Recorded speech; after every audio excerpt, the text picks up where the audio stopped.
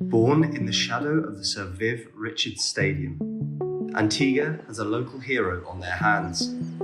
In the small village of Windies on the Atlantic coast is where right-handed batsman Devon Thomas honed his trade. It's a little of everything. Fishermen, you have football, mostly footballers. We have cricketers, but they never really represent Antigua like that. I'm the only one that represents West Indies on the Windies. But a little of everything. It's fun people, you know what I mean? And we used to play beach cricket.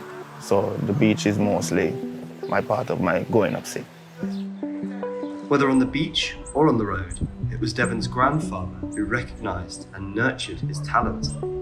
His obsession with the game was transferred to Devon, whose pathway to the pinnacle of the sport was inspired by the greats of the game.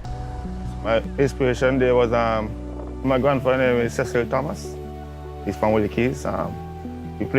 He normally came here on the road to play because my friends always played on the road. He's the one that introduced me to the cricket. And then my grandfather, he wanted us to always watch cricket every morning. He always get up, watch West Indies cricket. He was a big fan of Carl Hooper.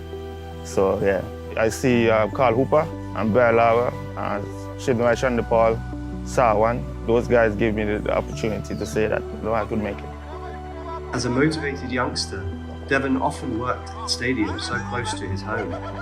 He learned and received advice from West Indian legends. My first time was I was a room attendant. So the day when Chris Gayle made 3 against South Africa, it's 213, I can remember. So every morning I used to come early so I could have thrown him some balls. So I get the feel of it and hang of it. And I used to enjoy throwing some balls to Chris Gayle at the time.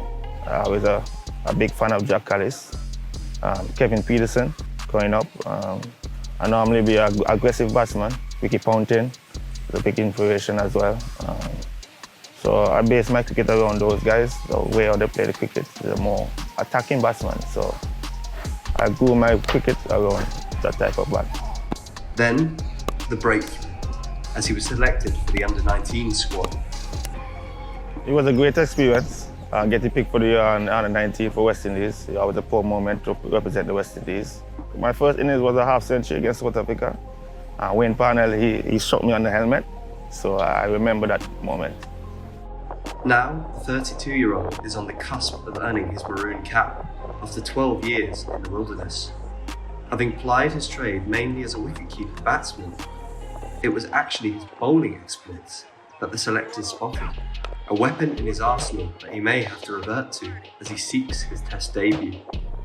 I always rate myself a bowler. As I said, I make myself my first get picked for Antigua as a bowler. I always like bowling. I always play a lot of wind ball bowling. I only turned keeper because of the keeper was injured. So yeah, I think I'm more mature now. The franchise cricket helped me a lot. Even playing in the T10, being around international players and stuff like that. 2019, I could say, that changed my approach, thinking I could make West Indies team again. I always talk to the senior guys, even international players, and they always say that the best cricket is red ball cricket. I could test your technique and stuff like that. So I always thinking about playing for West Indies in a Test cricket, and I haven't played my debut as well. So I was really focused on making a Test team. But I've been there in the dressing room and the camaraderie and stuff like that, and it was one of the best I've ever been to in West Indies cricket. And as he joins the Maroon ranks, he will always be thankful and aware of the impact his involvement has of the Windies stars of the future. Just recently, Windies just started playing the first cricket. We never really played cricket that much. I think a lot of youngsters now loving the game, start to play the game. So I think I have to give back to that.